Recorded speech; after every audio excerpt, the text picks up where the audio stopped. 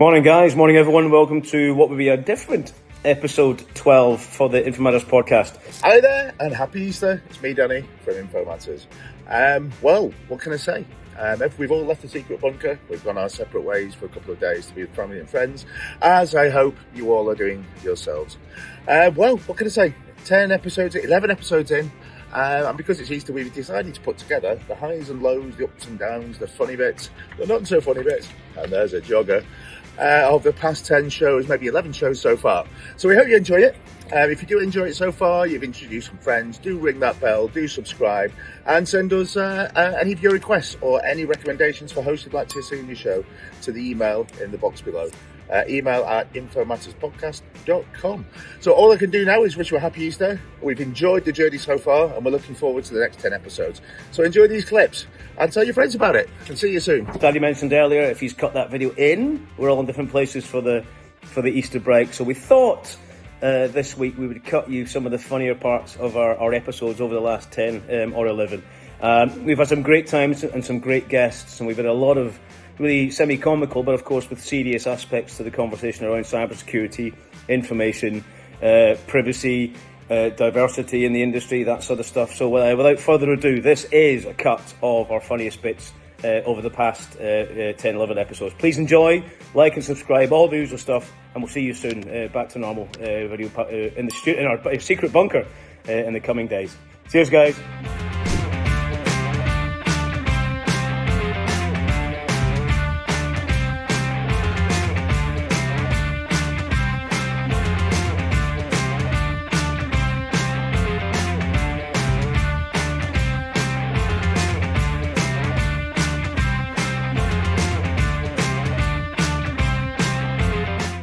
Can you agree? Yeah. Most people say, "What is zero trust?" Yes, we have a definition of zero trust. So, but what are the principles that differ zero trust to existing, control mechanisms or cyber defenses? So I imagine some form of literally zero trust. So you trust nobody, nothing. So the problem is that definition is a moving one, right? And it can encompass many things. So kind of originally it was purely identity confirmation, right? We don't trust anybody. You need to authenticate yourself, right? So really MFA started a lot of the zero trust in the industry, but it really includes the IGA, which we discussed earlier.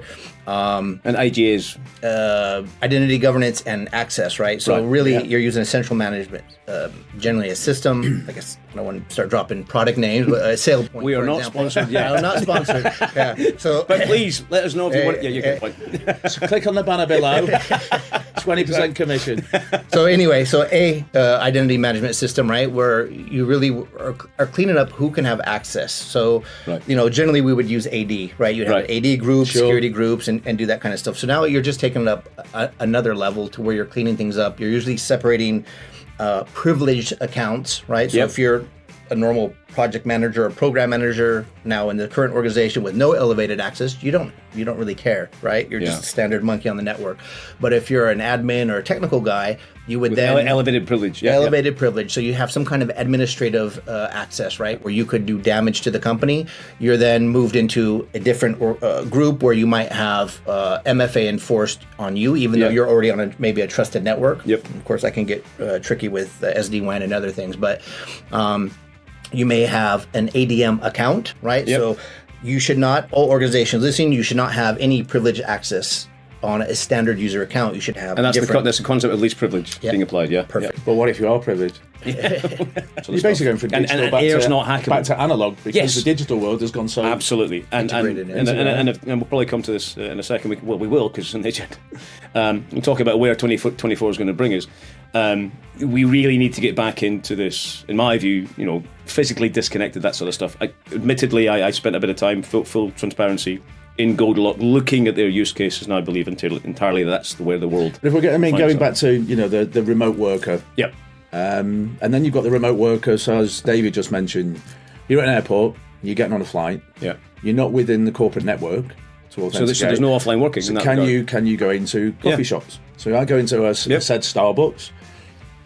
How does that work? I mean, we didn't. I mean, when I finished this contract, we'd rolled out to all workspaces, so the client was implemented, and we were then moving on to the mobile version. Now, the mobile version is you need to be able to have We've been Which is talking an about ever-changing estate. Ever-changing estate. No, so you get your landing screens.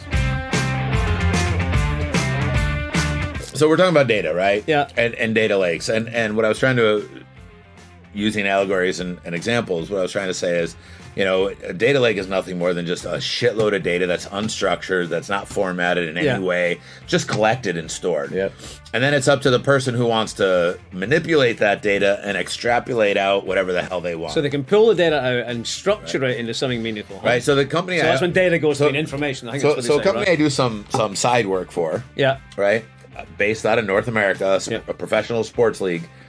They have sensors in the turf. Right. Where they collect every step of every player. Right? Yeah. They have chips in the ball. They have chips in the how many equipment. steps they've run. They have chips. And We're not going to name anybody, but they have chips everywhere. And all of those are sending data into Splunk. And Splunk, they've got a massive Splunk implementation. Obviously, AWS. I never saw a sports team needing... No, maybe that's my thinking. But. Oh, no. Oh, they do? Oh, no. No, I realize. The analytics they're using for this. So they're using this to reduce the big push internally. And this is a little project that they've had me working on.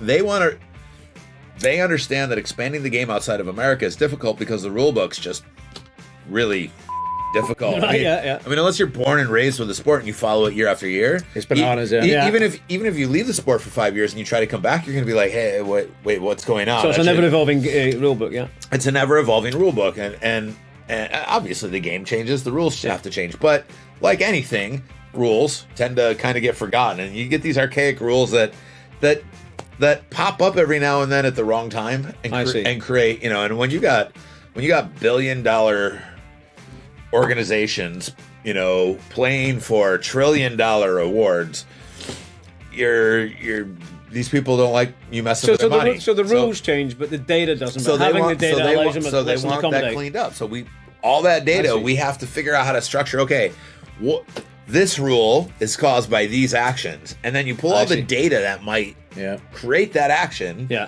And structure it in a way that then you can work with it, right? That's a data lake. Yeah. And that's essentially a database, right? If I have a database, it's a phone book. I can... It's like a pool of letters, isn't it? I know if I look for this and this on this path and this path, on x-axis and y-axis, I'm going to get so result. If you look at it alphabetically... Can you do a dump of the data?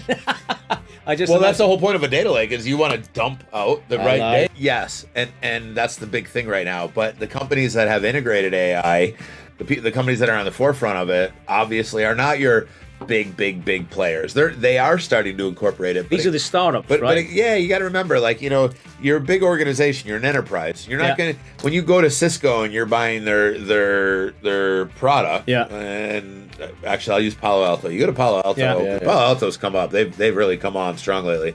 With AI, or both. automation. I mean, so they've integrated AI into their tool sets, and they've rebuilt. I mean, they basically. About 3 years ago, they from scratch just started building tool sets. So they've got a endpoint, proper EDI type product that's feeding back in and helping to do. It's helping multiple levels, right? So you got your security incidents, your threat hunting, and it's all correlating everything. So you got your prevention and you got your containment. Well, you got user behavior. But you got to remember, a Palo Alto's they're on the front of the curve because before that they weren't really a player. They didn't have a name. So they had to come in and win you over. They had to win you over by getting you hooked on their networking equipment and then try to push their security stuff. Famous for firewalling, so they've had to kind of re-engineer to some degree. They had if not entirely. They have to get their foot in the door with their bread and butter product. To then get the opportunity to talk to you about their next step. Navigate your career. How did you motivate others when you stepped into leadership? That sort of stuff. I think for me, my foray into technology was kind of a happenstance. I was in the military, and they asked me what I wanted to do, what training I wanted to have, and I said I wanted to be an air traffic controller. And they probably looked at me and said, "That figures." There's no way. That's not going to happen. And they said to me, "Hey, that's filled up. What else do you want to do?" I said, "What do you got?" I'd rather herd cats. Yeah. And they he said cat. They said computer operations, and I was like, right, I think computers might be something. Yeah. So maybe that's kind of how I jumped into it. But I think technology is just. I think in today's society we get worried about technology is changing. Technology has changed since it started. Yeah, that's true. Right? It's just a major evolution. Now it seems the pace of change is faster. So I think leaders have to be more aware of what's happening around them. Right? Be aware of technology. What is it? What's the new stuff on the table? Yeah. How's it going to affect your team? Right? I think there's a couple different angles that leaders have to look at. They have to look at their own organizations. They have to look at the wider impact for their people and for their organizations and the companies. But I think it's just something that I don't think we have to get overly excited about. Yeah. I think it's a constant change. And I think that's what leaders need to be able to evolve. Do you see, I mean, it's changed. Yeah. Oh, right? Yeah. And the need to feel safe, whether you're at home, at work, wherever you are, it is a leader's responsibility to create that environment. Yeah, sure. Right? And to feel it themselves, but to also create the environment so that others feel, I can have a bad day. I can tell Pete that, I'm not feeling good or this happened in my life. And, the challenge is, a lot of people talk about, work is my work family, right? Yeah. And there are people who get violently opposed to, you're not my family, right? Yeah. But the reality is you spend a lot of time, and whether you're in the office or remote, you spend a lot of time with people. Yeah. And I think, we need to make sure that we're looking after them in a way that makes them feel that they can talk about things. Yeah. And they're not going to be, they're not going to be laughed at or. I remember we were chatting. Yeah. Sorry. No, I was just going to say. No, go for gold. Talking of well, people, somebody go. I know we should go. And we've had some feedback. If you noticed a distinct change in working for GSK, and I got it all buggered up one day, and I'm talking to C-level management, and I went, "Get shit, show one club company name." Yeah. But mine's now do less shit. Yeah. The other thing is, though, I also think it's okay to be you. Yeah, right. And otherwise you're not. And I think that's why you and I got along. That's why you and I got along because we would just talk. Yeah, and there wasn't. Outside, it's not as they say, putting on airs. Well, I'm talking to Danny. I have to be very politically correct. Oh yes, and nobody ever. But you need to be respectful, right? And I think that's where leaders kind of we've noticed three things. Resiliency is key. Psychological safety for yourself and also giving it to your teams. And the last bit is really about personal branding, right? How do right now people ring the bell? I need the subscriptions. But it's not putting yourself on a logo. But the reality is, personal branding is important for leaders because they see what happens with people is they get a reputation. That's not personal branding. Personal branding is how do you want to be seen? Take control of your narrative. Right. And obviously got to be truthful because if you sell a wrong narrative and people know that's not how he is at all. Come unstuck real quick. But the reality is, how do you want to come across? And I think that's really important for people is to focus on, as a leader, focus on your personal branding, and not just leaders. I think throughout the organizations and individuals, whether it's your personal life or business life. I think I've got one more that I'll finish on, and then over to Ken is.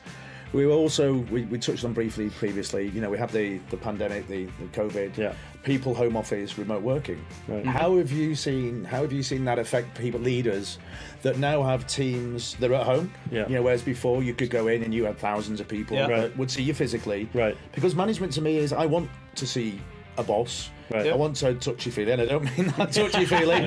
But it's the same as you remember when doing projects. You'd fly out for a kickoff. You know the people. You take them to restaurants. So you will start to see societal degradation after people miss 3 meals. Wow. So that's really scary. But again, you're right. We think about this is an inconvenience. Mm-hmm. Yeah, somebody losing money is an irritant and it's crime. Yeah. But if you stop the flow of water, if you stop the flow of electricity, then cyber crime becomes murder. Yes. And the predictions are that from this year, the goal of cyber criminals will be to take lives. To weaponize it. It becomes a terrorist act. It becomes a societally destabilizing act. Yeah. Right. I was going to say, is it something that is it hardware that resides within a customer's data center, or do you house your own hardware? I mean, I'm just thinking from compliancy. We all know how hard it is to get new technology into Your big so players. so it's yours. Yeah. So whoever's purchasing it's theirs. Right, got you. We have no control over it as well. So this is a completely pass-through technology. We do not see data. We have no idea what's going through. There's no It's literally... We have no connectivity to it at all, right? We don't know where you're going to put it. We don't know when you set up the protocols for the signaling. Those are all set up by you, so we have no idea about those. We don't know what let's say you're using the SMS control. We don't know what SIM cards you're using. We don't know if they're the SIM cards of the country. We have one nation state that's using us now. They're involved in a conflict. They are not using the SIM cards of the country, of their own country. Yes. Ah, right. So they're actually using, to obfuscate the technology even more. Yeah, they're like using, the French printing the British passports. Yeah, which Vive la post-Brexit is hilarious. We one customer using satellite SIMs, so which are a totally non-geographical number that is entirely. I mean, there's a multitude of ways that is protected. Now, I feel like I'm speaking to Goldlock, and yes, to some degree I am, but I am coming back to this. I always used to say the marketing dollars have not gone into disconnecting stuff. They've always gone into being connected. So we've got all of our stuff at home, shouting at Alexa, controlling that, ordering a pizza, all that kind of good stuff. Creates one hell of an attack vector. And I am an advocate, and I did learn this with Goldlock, that periodic isolation of even our own selves is good. And that the trend towards AI that's going to control AI, I think, Tony, you were the one that suggested that ChatGPT is actually programming itself. So this is the point. This is the point. There's going to come a point when you want to unplug that bad boy, right? Yeah. What has to be connected sometimes, and what doesn't really have to be connected, right? Nobody's been thinking that. No, because never thought of it. And then when you press people to think about that, they'd say, "Well, what difference does it make? Because I control everything over the internet anyway." So if there's a compromise, then everything's going to get compromised somehow anyway.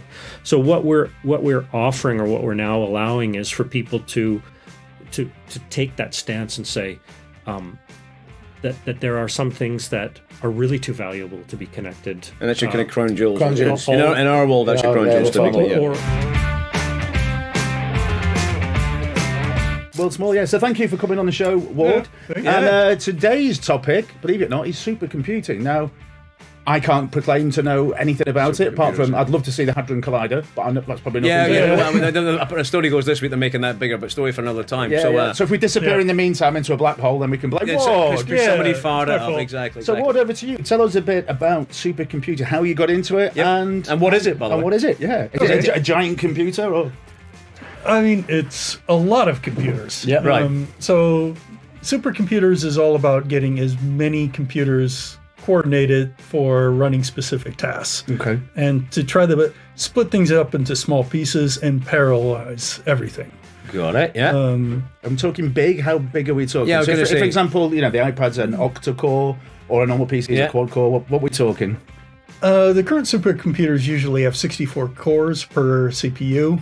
How many CPUs? I was about to say, what we're talking, the car parks full of them? So I believe the current number one supercomputer has 500,000 CPU cores. That's a lot of computing power. That's a lot. Absolutely. So I was working at a company, I won't say the name, but it starts with H and ends with P. And I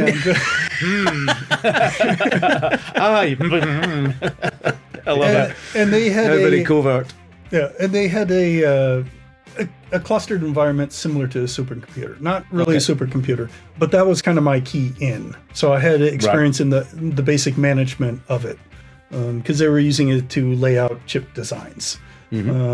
So a friend of mine gave me a lead on this research project. Okay. And that's how I got it. And what determines it being a supercomputer? Is it pure scale? Or? It's pure marketing for the most part. Okay. Because you can have a cluster that's got 5,000 CPUs in it and 20 nodes, or you can have them all, parallel dumping. Yeah. Because when you see these, I love it, and we're going to get Ward to explain how you parallel dump. All of us are going to line up. Exactly. Good job. No one can get into this bunker. Good. Good point. No pressure. I'll give one that's sort of close to the FBI, but not really. Okay, but slightly controversial.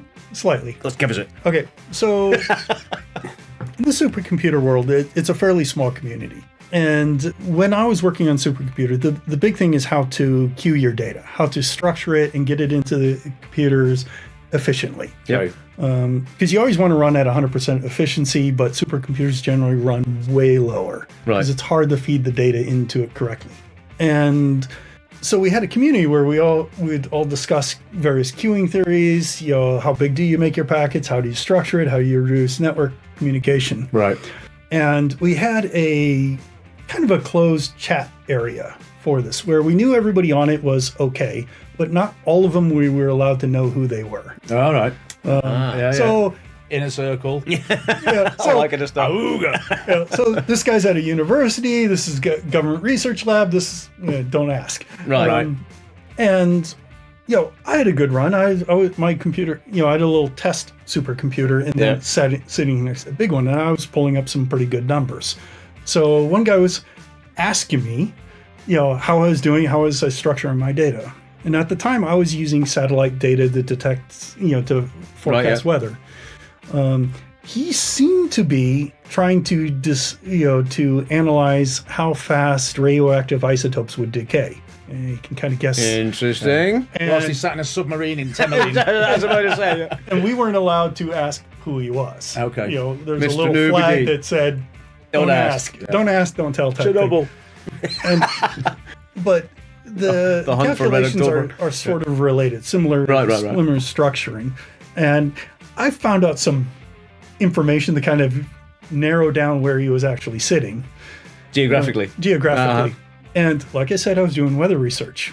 One of the tools I had was I helped manage pulling down data from satellites. Right. We had a satellite sitting overhead with infrared imagery. This is getting very very Jack Bauer, interesting. very 24. Right, So it's right up my strap. I mean, we know the stories, with presidents and under the S theory.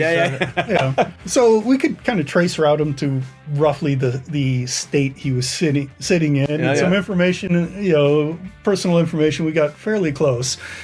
So I kind of pulled up the infrared imagery. Go on. Near Langley, there is a suspicious hotspot in the middle of a field. He has a supercomputer, and it's bigger than mine, which is the 10th biggest in the world. Wow. So, looking at satellite imagery, and there's this field that's really warm. Warm fields. Now, was that kind of glow in the dark warm? Or nuclear warm? Wow. Oh, this is infrared. Okay. So everything's glowing in the dark, literally. And you remember 9/11, a portion of a said plane hit part of Langley, maybe just over where that thing is.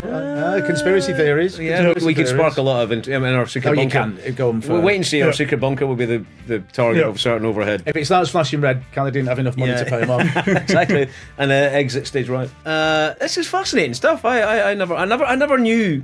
Well, I mean, I guess I knew. So basically, for all of you out there, exactly. The reason the weather's not accurate is because they're looking at people sunbathing in Langley. They're looking at others slightly more important. I mean, they never get the weather right. I mean, hopefully they got that right.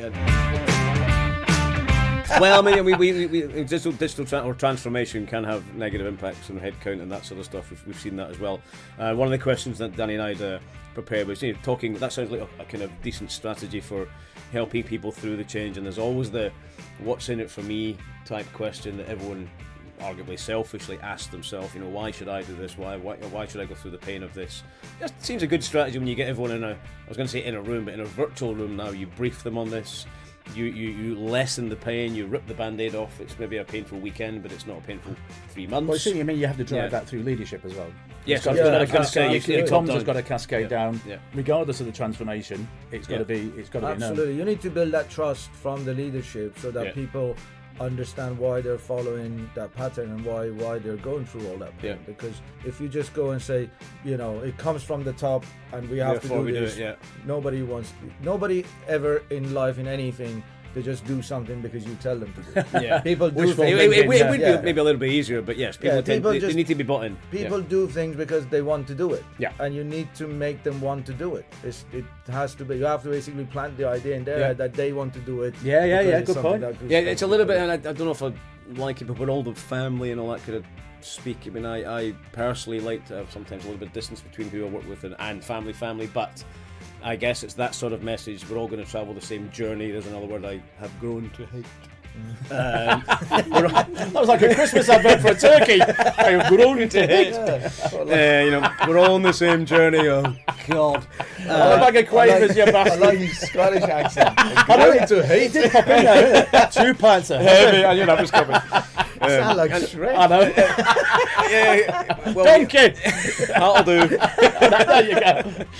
Where do we get to? I forgot now. Yeah. Do you incentivize? How do you kind of track, or do you need to track all the way through? I'm not suggesting employee happiness, or maybe this employee happiness is a thing. I mean, the end goal is delivering the initiative, isn't it? Yeah, So but you need to keep the knowledge in the building, and you need to keep the bums and seats to do that, and that's a lot of things to juggle. I mean, you obviously have to reward and recognize this. You have to set small wins and goals Incentives, that you can constantly achieve, and you can constantly remind people that they achieve. Because if you just set a big goal in the end and it takes you months or years to get there, nobody's going to be motivated to follow that path. So you have to break it down. Far away almost, you have to break it down to small goals and incentivize it, and make sure that you constantly reward and recognize, which is one of the kind of a tricky part in there, because everyone's different. Somebody likes a praise in public. Somebody gets embarrassed. They just want a quiet, pat in the back. So it's a little bit difficult. Yeah, then you see him on CNN. I'm like, oh, you work for me. Yeah. So I just go for the common approach of ignoring everybody. Welcome to the club. Can I go slightly against what you've been telling us by now? So knowledge and training. Consistent ignoring. Knowledge and training is key in any transformation. Knowledge retention for sure. And it's linked to what you just said, that to maintain that knowledge. It's one of the things that we struggle all the time, because it usually stays with people. You don't have the knowledge base or the knowledge tool to maintain it, because you're going through changes. So the knowledge constantly changes. So it's challenging to keep track of that. So knowledge stays with people, and then when you walk out the door, and you have a lot of single person dependencies. That one person who knows and who has the knowledge, and they walk out the door, and you're crippled in that. David, talk us through this NIST 2. Now, I'm very conscious that NIST 1 existed, and much like many things, it's been upgraded. Can you give us the kind of headlines on the difference? But the good point, exactly, for those that might not know. So as we covered kind of in my first appearance on your guys' show, right, we discussed the Network and Information Security Directive. So this was 2016 for all you EU members, right? So you had the NIST directive, which basically I never even heard about it. Well, I heard about it, but in all the companies in Europe I worked for, it was never brought up. So it must have been very secret, or really it plays into basic standard security hygiene. So most of the things that we're doing in security are being covered by the NIST. The difference is that the NIST itself really only covered 7 sectors, right? Business sectors, business sectors. So I wrote them down. I did my little homework for you guys. So you've got healthcare.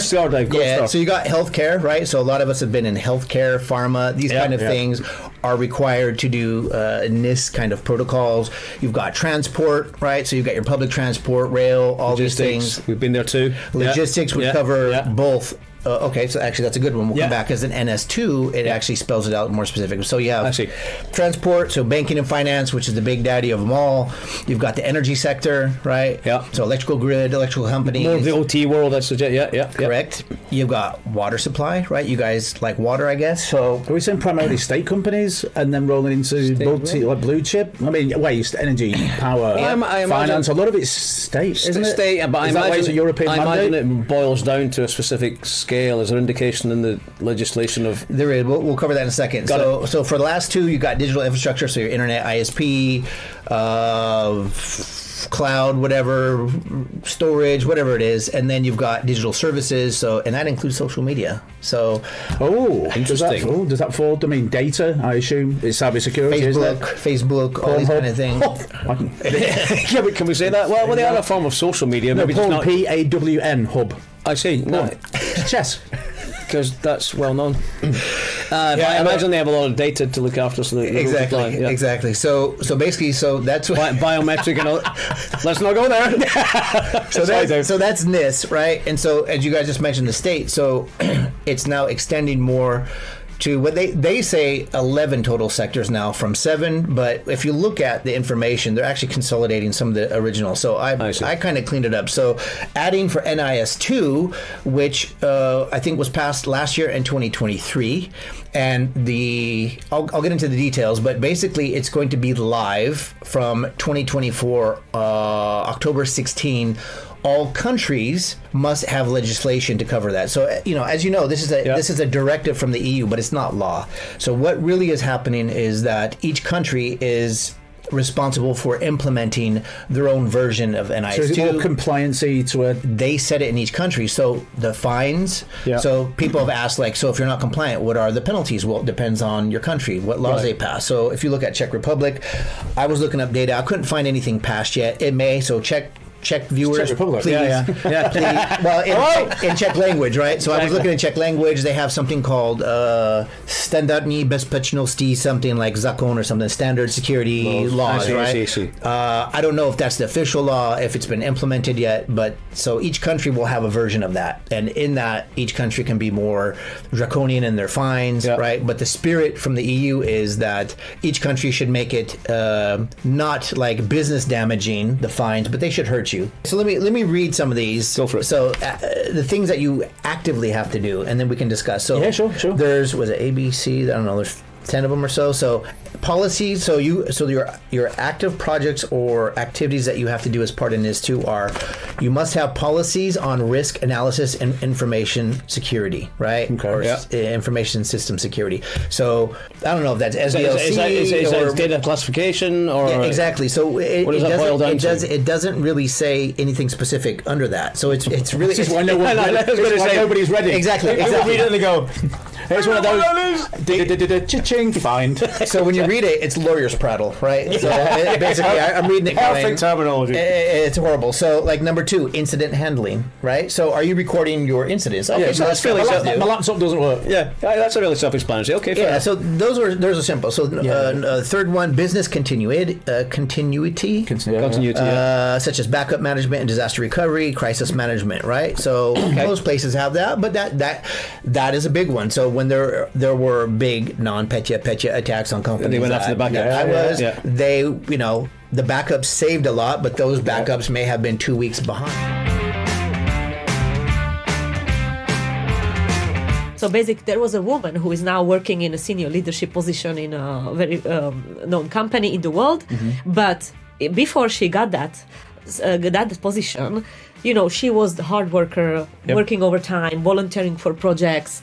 And her colleague and everybody knew that he was doing maybe 70-80%. However, he spent almost weekly basis time to go to his boss and emphasizing how he wants climb the ladder and how he wants to be promoted. Mm-hmm. She did as well, but she didn't spend the weekly time in order to emphasize and shout it to the open space. Right. And when he got the job, she was frustrated, and at some point the frustration reached a level where she was thinking to leave, and she went to her boss and she told him about that.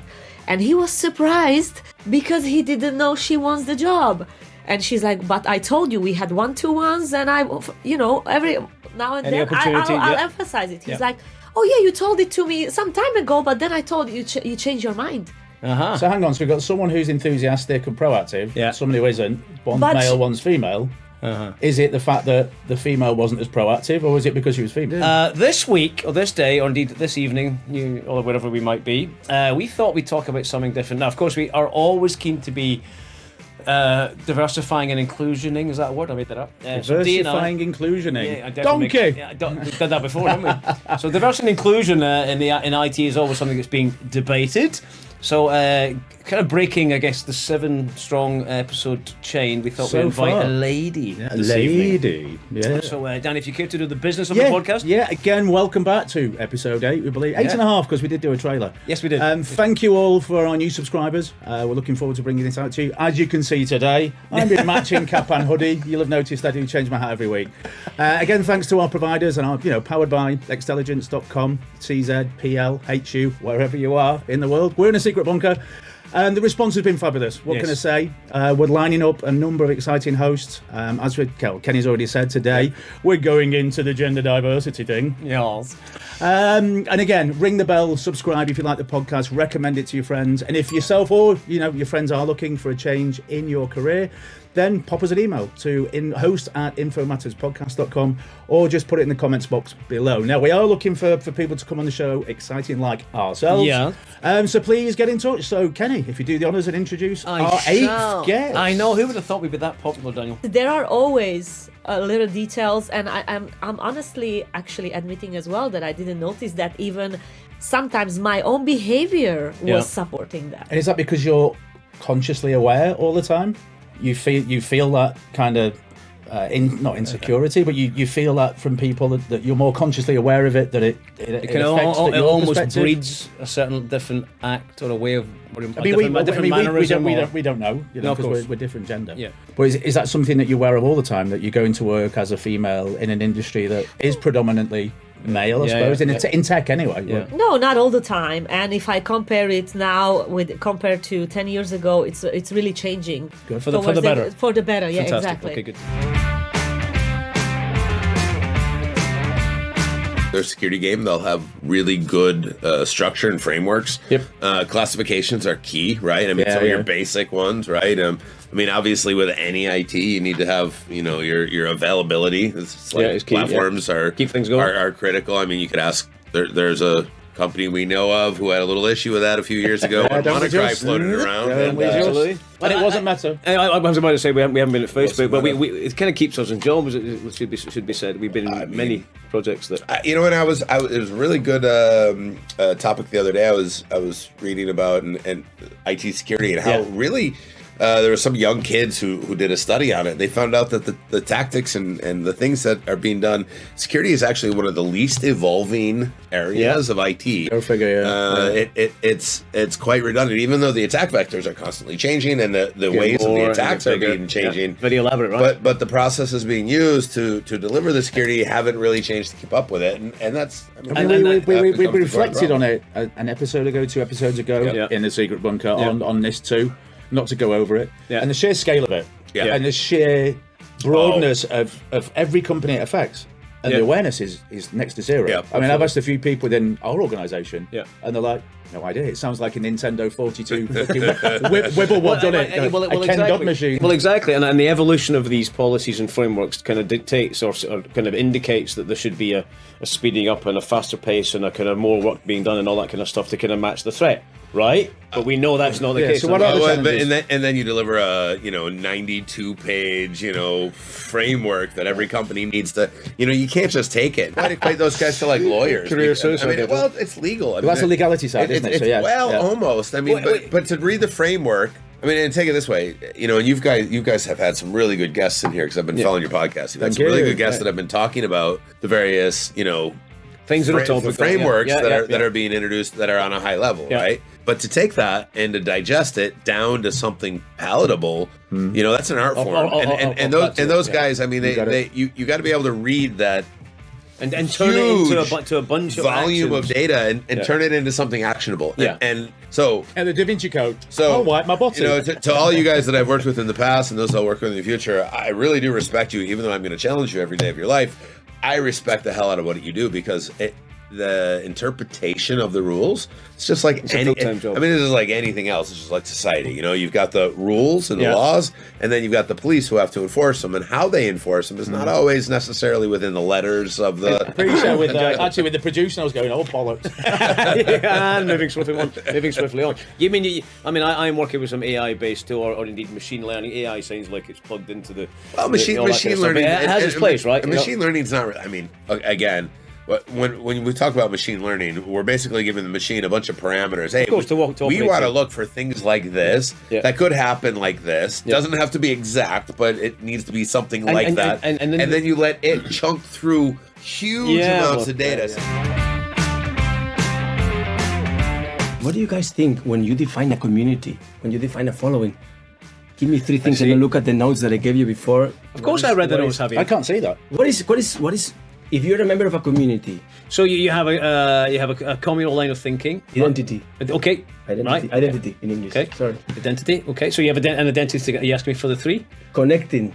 Being connected. He's going to give me the 3. Like, yeah. It's there's connections. We've been members of the doubles community. We've been members of this community. Yeah. We supported each other. We heard each other's stories, and at the end, holy shit! If you were going to buy something, you buy from me, and you too, right? And because we were identified, right? And then growth. This is the first thing I told you guys when I came here. Like, I'm thankful for your friendship because I've grown to the man that I am because I'm here.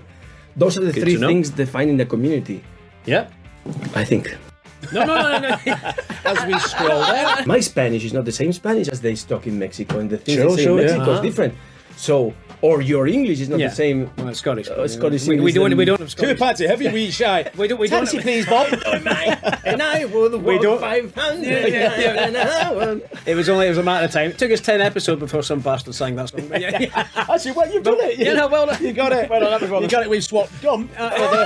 Startup, like technology startup. Let me quickly give you a briefing of what we do in this translation processes. There is technology you use to manage the whole process, basically, right? Platforms that you use to extract content, do the work, and send it back to the brand. That's basically what we do, right? And I work for what was then, and I was the 15th hire for what was then a startup, small Prague-based company. Yeah. And then it scaled up, I guess. Yeah, I said, like, fuck this, I'm going to the States. I went with my backpack. I went there for 3 months. I knew nobody. I started like selling there where everybody was saying,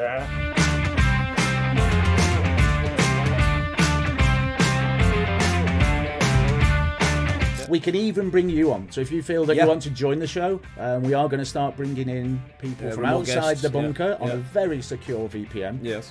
With zero trust. Yeah, and see what we did there, So please get in touch. Again, if you enjoy this, you ring the bell and subscribe. Thank you to our partners, Xtelligence.cz or .com. They're a powerhouse of IT resources. Yes, sir. Anything from an analyst to a project manager to someone like Hulk Hogan there, sorry, Adler. There are many opportunities. And as we discussed before, Kenny was saying, and both Adler was saying, people have more time to look around these days because you're not tied in by 4 walls of an office. And our forum here is for you to tell us what you feel, your experiences. Yeah, exactly. So I think any and all feedback is always welcome. From me, I think Adel, thank you for joining us. Thanks very much. Any further questions from yourself, David? Yeah. You haven't asked any? Yeah. Bloody hell. Give him a glass of pop and off he pops. Absolutely. Keep you lubricated. I'm glad you guys had a good dialogue between the 2 of you. So Yeah, we tend to do that. We're going to get ribbed for this one. Wait, thanks for letting me watch. Well, the next thing... The next 3 minutes, we keep silent. All right. On that note, I'll see you next time. I have nothing. Yeah, be gentle with the feedback, and we are conscious that we can, or indeed I do, answer the questions before after I've asked him, if that makes sense. Anyway, we'll maybe cut this out. We'll see. Maybe we'll leave it in for a laugh. So you can vote yes or no. You can vote yes or no. Just before Khaled behind the camera has a heart attack, we'll bid you goodbye and we'll see you next time. Thank you. Take care, care, guys. Thank you.